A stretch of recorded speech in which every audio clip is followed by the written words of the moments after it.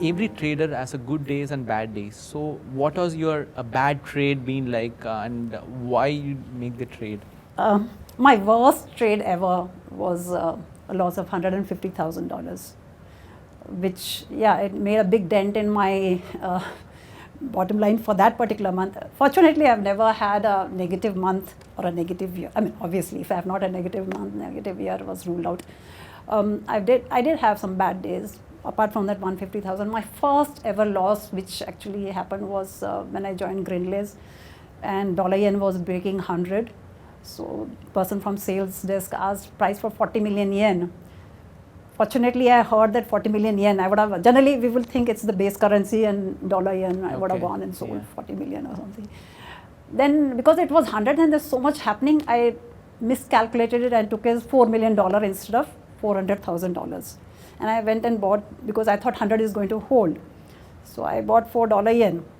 And when I asked that lady, what exactly is your amount? She said 400, it's just 40 million yen, which is just 400,000. And I was like $3.6 million dollar yen long, and it had broken 100 and it was just gapping off. That was my first lesson on taking loss, because I asked my chief dealer, see, there's a confusion on the amount and I'm taking such a big hit. He said, that's your position, your decision. And I realized, it's a tough life in dealing, I mean, there's no support from the boss. If I've made a mistake, it's my lookout, how I cut out my loss and what I do. He says, where your stop loss, you make your decision. And first time when I cut a loss, I was just new, $36,000 was what I lost that day. And for me, that was very big. After that, I'd been very, very careful. When you're doing a trade, you need to know what your amount is. Because once you know what amount you're having, that's when you can calculate what your loss or, risk is going to be in that position. That was a bad one. So, and the maximum loss of 150,000? That was much later in my career. So, what made that mistake or error? Like, it was DM and Bank of Canada was come with the rates, and I was very sure that they're going to hike the rate. Those days it was hiking the rate cycle. So I said, though it was priced in a lot, but I still felt there was a lot more move left on the top side. Before we left for the day, actually it was a valuation rate which created a problem. Valuation rate was totally against me, and I was running the position for 2-3 days. So in that case, because of the valuation rate, over a period of time it became $150,000 loss, though the actual was not. But then for us it is per day loss which you can take is 150,000 or something. So on that basis it was a big loss, and that it came into a audit comment as well. So yes. So but that is a wonderful thing, even though in spite of you losing that 150,000 one single day, even that month you are net profitable, because so how do you manage all these years to have net profitable month after month? Is that something to do with a risk management approach or your own matrix or method? It's a combination of risk management and profit taking, at the same time a very strict discipline.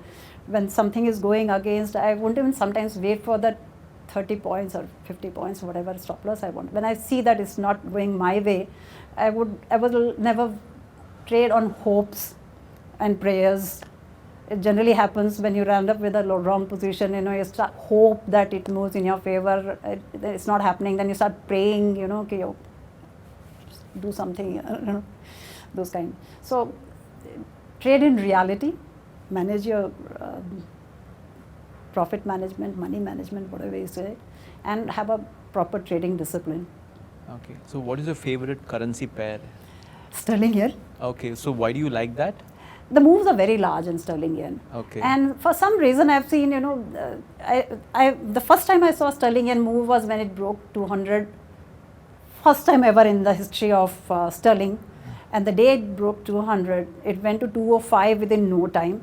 Retraced a little again, went, and so within a week, it was 20 big figures moved. Wow. From 200 to 220 without seeing any retracements. Okay. So that's when I started looking at sterling yen. Okay. And I found every time sterling yen moved, it was generally a very, very big move. Okay. And then even the chief dealer, he also, he was a typical top gunning type. So buy 5, okay, it's going up, buy another 5, you know. Okay. So he was a top gunner. Yeah. So, you know, when you have a chief dealer who's so aggressive, and so we try to imitate, though I would suggest people not to imitate somebody else, because each person has their own personality which reflects in trading.